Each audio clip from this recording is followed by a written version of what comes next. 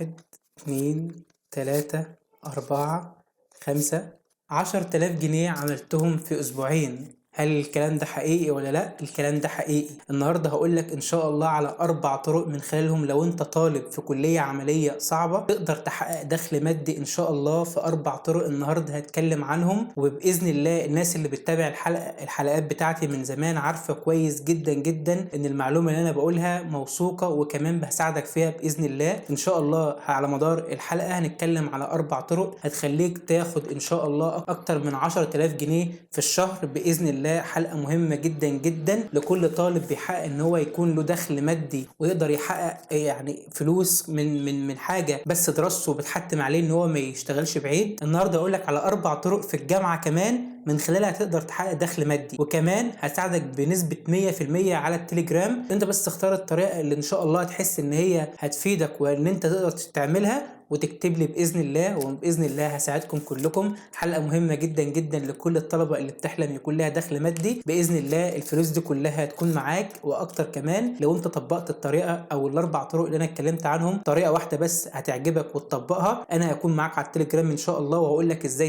تبدع فيهم، وهقول لك على كل الماتيريال والمعلومات اللي هتفيدك باذن الله. جاهزين؟ يلا مع بعض نبدا الحلقه. طيب يا ابطال، عايزين قبل ما ابدا بس بالطريقه الاولى، ما تقلقش مش هكلم عن التنميه البشريه، مش هتكلم عن كورسات التنميه البشريه اللي بتدفع لها فلوس، مش هتكلم عن التسويق الالكتروني، مش هتكلم عن اعلانات المموله على الفيسبوك. كل الكلام ده انا مش هتكلم عنه في الحلقه دي، بس عشان الناس اللي داخله مفكره ان انا هتكلم في الكلام ده، انا مش هتكلم في الكلام ده خالص. ده هم 4 طرق انت اول مره هتسمعهم، و4 طرق داخل الجامعه بتاعتك، و4 طرق ان شاء الله في متناولكم كلكم، ولكن محتاجه الشخص اللي فعلا عايز يحقق دخل مادي، الشخص الناضج فكريا ان هو عايز يستقل ماديا ويحقق فعلا دخل. باذن الله الحلقه دي هتكون مناسبه جدا جدا ليه. نبدا باول طريقه بقى، وهي انتاج مذكرات. هتقول لي يعني ايه انتاج مذكرات؟ هقول لك لو انت من الطلبه اللي بتحب تحضر المحاضرات باستمرار، المحاضرات دي يعني زي الحصه كده لطلبه الثانويه العامه. لو حد من الطلبه الثانويه العامه بيتفرج عليا، بتحضر محاضرات وبتحضر كمان سكاشن وبتعرف تكتب ورا الدكتور، وكمان بتعرف تجيب المعلومه من الدكتور سواء المعلومه دي مهمه او لا، وتفلتر المعلومات بحيث انك تعمل عباره عن بارت لو الثانويه العامه، ولكن في الكليه عباره عن شابتر واحد مثلا لايا كانت الماده، اناتومي مثلا، فيزيكس، ماس، ايا كانت الماده،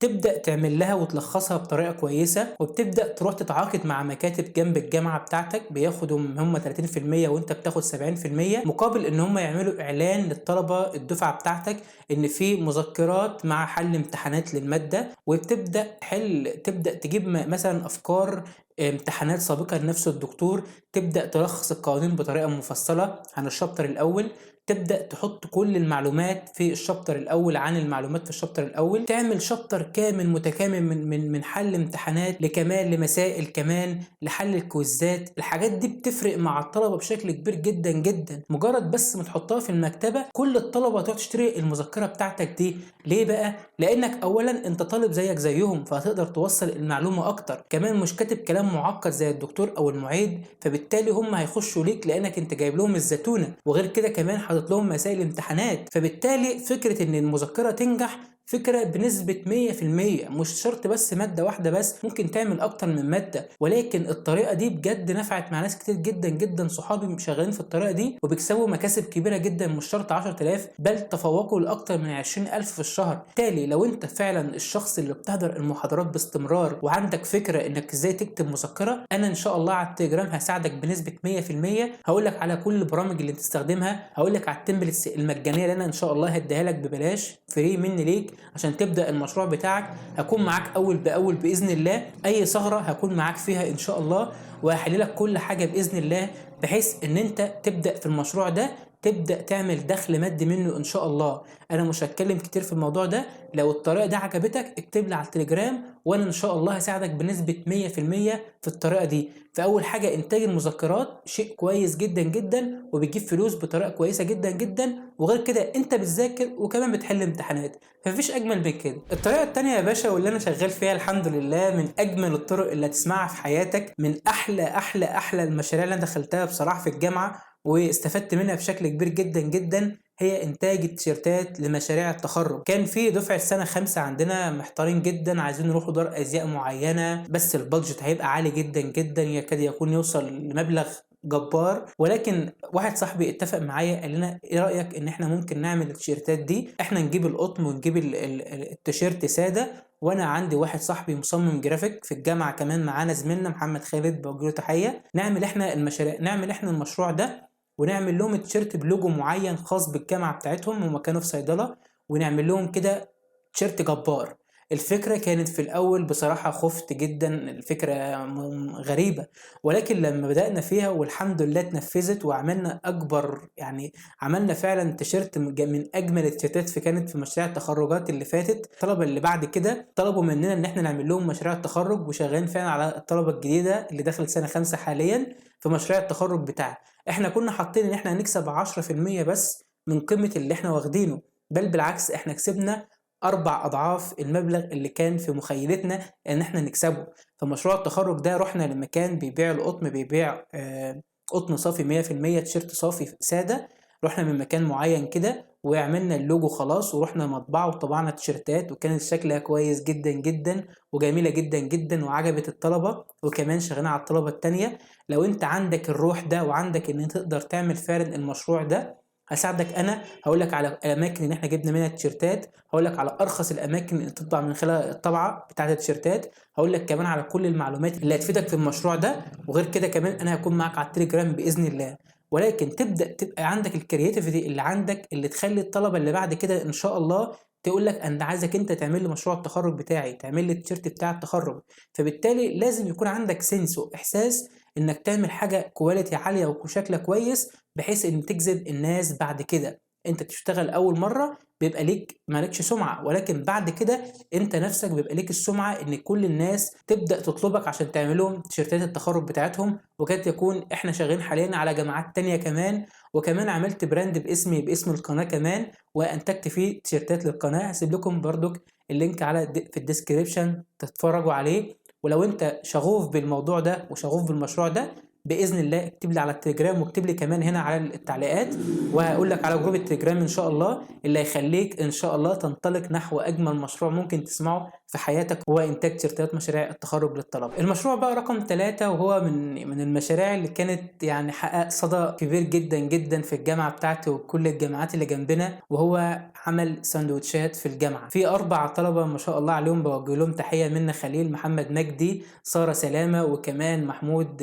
عماد، وكمان اخوه كمان في الموضوع ده مجدي عماد. الاتنين توأم ما شاء الله عليهم، عملوا مشروع كبير جدا جدا، وهو عمل سندوتشات في الجامعه. بدأوا الطلبه دول يعملوا، بوجه لهم طبعا تحيه، بدأوا يعملوا سندوتشات في الجامعه.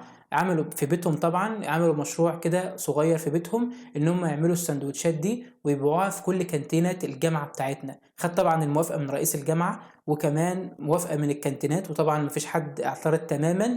وعايز اقول لكم حاجه يا جماعه، والله العظيم المشروع ده من اجمل المشاريع اللي انا سمعتها على مدار ال5 سنين، لان مشروع مربح بنسبة 101%. انت يعني بتاخد الربح بتاعك يوميا. يعني احنا عندنا في الجامعة المشاريع دي، المشروع ده ما شاء الله عليه في اول ساعتين بس من دخولك الجامعة بيخلص السندوتشات دي كلها، لان المعيدين والدكاترة كده اول ما بتخش كده بتاخد سندوتش منهم وتضرب بقى كوباية الكابتشينو بتاعتك يا بطل، وتخش بقى على المحاضرات بتاعتك. فبالنسبة لي كان من اجمل المشاريع اللي اصلا بيخلص في اول ساعتين. كل يوم بيجددوا من السندوتشات، بيحطوا اطعمة جديدة، بينا تركي، بينا باتر، كمان سندوتشات بيف وبرجر كمان، وكمان بطاطس بالجبنه الموتزاريلا. الحاجات دي كلها جميله جدا جدا، وعندهم كواليتي الساندوتش كويس جدا جدا، وكمان بسعر مش غالي، والناس كلها بتاخد منه. فلو انتوا طلبه كده عندكم روح اللي تقدروا تعملوا ساندوتش كويس الكواليتي بتاعته كويسه، هيساعدك ان شاء الله. هقول لك الامكانيات تستخدمها ايه، العيش اللي تستخدمه ايه عشان نفضل معاك مده اطول طازه. هقول لك على كل الامكانيات وكل المعلومات باذن الله عن المشروع ده. لو انت حبيت تعمل المشروع ده، او انتوا طلبه بنات نفسكم تعملوا مشروع زي ده، صدقوني الجامعه مش هتمانع والكانتينات كمان مش هتمانع، ولكن محتاج منك بقى انك تبدع في السندوتش بقى، بحيث اللي ياكله مره يجي لك مره تانية، ويبقى الجامعه كلها عارفه انك بتعمل سندوتش بطريقه كويسه. كل الناس بتيجي تشتري من عندك السندوتشات دي. فمهم جدا جدا الكواليتي، ومهم جدا جدا السنس اللي عندك. الكلام ده بقى نعمله امتى يا بطل؟ على التليجرام ان شاء الله. والتعليقات اكتب لي بس في التعليقات اسم المشروع اللي انت حبيته، وانا هفيدك بكل المعلومات ان شاء الله في الموضوع ده. المشروع بقى رقم 4 وهو انشاء محتوى تعليمي. لو انت طالب مميز عندك مادة مميزة بتقدر تبدع فيها بطريقة كويسة، هي انك بتقدر توصل المعلومة في المادة دي، الحمد لله ربنا من عليك انك بقيت شاطر في المادة دي، تدي كورسات للطلبة فيها بسعر رمزي. مش شرط اول ما تبدأ تدي بسعر كبير، تبدأ تعمل بسعر رمزي، وهقول لك على المنصة اللي ببلاش تقدر من خلالها تعمل انتاج المشروع بتاعك ده، وهقول لك ازاي تبدأ فيه، وهقول لك كل التفاصيل عنه. لكن عندك مادة مثلا قدرت انك ما شاء الله متميز فيها، تعمل للطلبة اللي هي ليفل 1 او الطلبة الجديدة اللي مش فاهمة المادة، تعمل لهم كورس بالمادة دي، ومن خلالها تبدأ تحصد رقم مش كبير قوي بسعر رمزي، وبعد كده تعلي سعر الكورس بتاعك يكون سعر معقول للطلبة. وده من اجمل المشاريع برضك، بحيث ان انت بتنفع العلم اللي انت استنفعت بيه قبل كده